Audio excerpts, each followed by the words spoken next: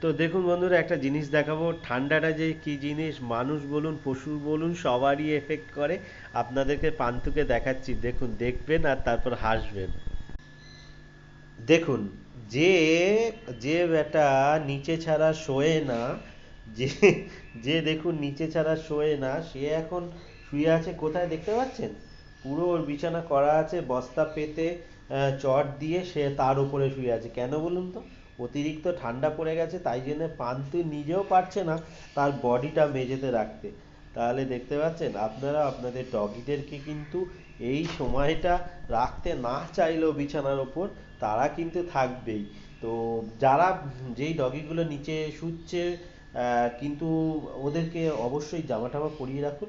আর বেশিরভাগ ডগই কিন্তু এখন বিছানা ছাড়া নিচে পাই দিতে চায় না। যেমন পান্তু, এ পান্তু, চ চ চ নিচে যাবো, ঘুরতে যাবো, চ চ চ, চ ঘুরতে যাবো, চ রে চ।